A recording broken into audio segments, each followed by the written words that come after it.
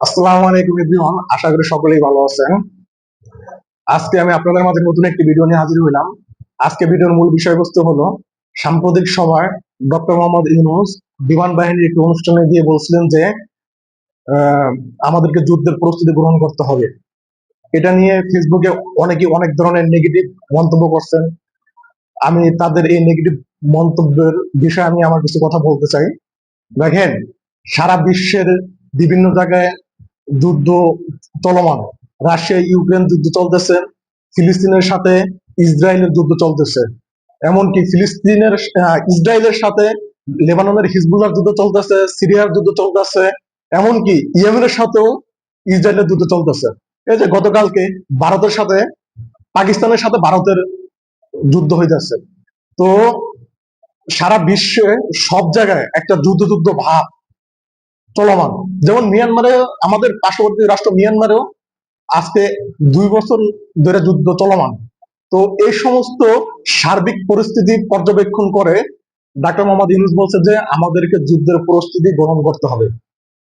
তো অনেকে এটা নিয়ে নেগেটিভ মন্তব্য করতেছেন যে ডক্টর মোহাম্মদ ইউনূস কার সাথে যুদ্ধ করবে।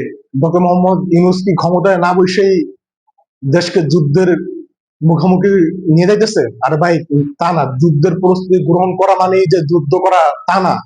যুদ্ধের প্রস্তুতি গ্রহণ করা মানেই হচ্ছে যে আপনাকে যখন কোনো শত্রু আপনাকে আক্রমণ করবে, আপনার ওই আক্রমণকে প্রতিহত করার সক্ষমতা আপনার থাকতে হবে। এই সক্ষমতা বাংলাদেশে নাই। তাই ডক্টর মোহাম্মদ ইউনূস বলছে যে আমাদেরকে যুদ্ধের প্রস্তুতি গ্রহণ করতে হবে। আমাদের সামরিক বাহিনীকে আধুনিক অস্ত্র দিয়ে সুসজ্জিত করতে হবে, রণকৌশলের মাধ্যমে সুসজ্জিত করতে হবে। ডক্টর মোহাম্মদ ইউনূস এটাই বোঝাতে চেয়েছেন। আরেকটি বিষয় হলো, হাসনাত আব্দুল্লাহ এবং সার্জিস গতকালকে তাদের ভেরিফাইড ফেসবুকে একটি ফেসবুক পোস্ট করেছে যে জাতীয় নিরাপত্তা এবং সার্বভৌমত্ব রক্ষা আমাদের সকলকে ঐক্যবদ্ধ থাকতে হবে।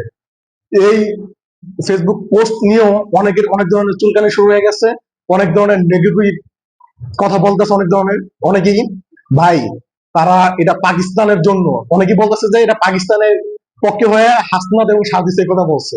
ভাই, একটা বিষয় আগে আপনারা পড়বেন, বুঝবেন, তারপরে একটা মানুষের সমালোচনা করবেন। তারা পাকিস্তানের হয়ে কথা বলে না। তারা বলছে যে বাংলাদেশের সার্বিক নিরাপত্তা এবং সার্বভৌমত্ব রক্ষায় যদি বহিঃশত্রু কোনো আক্রমণ আসে, সেটা রক্ষায় বাংলাদেশের সকলকে ঐক্যবদ্ধ থাকতে বলছে। এখন আওয়ামী লীগের কিছু মানুষ আছে যেটা নিয়ে নেগেটিভ মন্তব্য করতেছে। আসলে ভাই, আপনারা আওয়ামী লীগ করেন, আমি একজন বিএনপি করতাম, এখনো করি। আমার বিএনপির একটা পোস্ট ছিল, কিন্তু কিছু কারণে আমি বর্তমান রানিং পোস্টে আমি যাইনি। সেটা নিয়ে আমি অন্য একদিন কথা বলবো। তার আগে বলি, ভাই, আপনি একটা দল করেন, কিন্তু দলের অন্তর্ভুক্ত কখনো হয়েন না। বিএনপি ভালো, এটাও আমি বলতেছি না, বা বিএনপি যে দুধে তো তুলসী পাতা এটাও না। বিএনপির ভিতরে খারাপ ভালো আছে, থাকবে। আওয়ামী লীগ যে একদম দুধে তো তুলসী পাতা এটাও না। আওয়ামী লীগ যে সাম্প্রতিক সময় যে কর্মকাণ্ড করছে এটা সকলেই জানেন। আমি বিএনপির ভিতরে এরকম নৈরাজ্যজনক হত্যাযোগ্য আমার জন্মের পরে আমি দেখি নাই। বিএনপি এরকম কোনো কাজকর্ম করছে যে আমি দেখি নাই। কিন্তু আমি আমার জন্মের পর আওয়ামী লীগ দেখছি যে এরকম হত্যাযোগ্য সাধারণ মানুষের উপর চালাইছে। আমি আজ পর্যন্ত আওয়ামী লীগের কোন একটা নেতাকে বলতে শুনি নাই যে তারা 5ই আগস্টের 24শে জুলাই নিয়ে তারা মর্মাহত, তারা দুঃখিত, তারা জাতির কাছে ক্ষমা প্রার্থী, এরকম কোন বক্তব্য তারা আজ পর্যন্ত দেয় না। তো আমি বলবো যে আপনারা সমালোচনা করবেন, আপনারা দল করেন, যে কোনো দল করতেই পারে। আমার ভালো লাগে আমি বিএনপি করি, আপনার ভালো লাগে আপনি আওয়ামী লীগ করেন, আরেকজনের ভালো লাগে সে জামাত করতেছে, কেউ জাতীয় পার্টি করতেছে, কেউ এনসিপি করতেছে। যার যেটা ভালো লাগে, সবার নিজের একটা পার্সোনাল ভালো লাগা আছে, যে যেটা করুক তাতে আমার কোনো সমস্যা নাই। কিন্তু ভাই, আপনার একটা অন্ধভক্ত থাকা যাবে না। আপনার একটা মস্তিষ্ক আছে, এই এই মস্তিষ্ক দিয়ে আপনি চিন্তা করতে হবে যে একজন একটা কাজ করতেছে, এই কাজটা কি সঠিক করতেছে নাকি ব্যাঠিক করতেছে। আপনি যে এই যে ডক্টর মোহাম্মদ ইউনূসের যে সমালোচনা করলেন, হ্যাঁ, এটা কি আপনি কি সুস্থ মস্তিষ্ক দিয়ে সমালোচনা করলেন?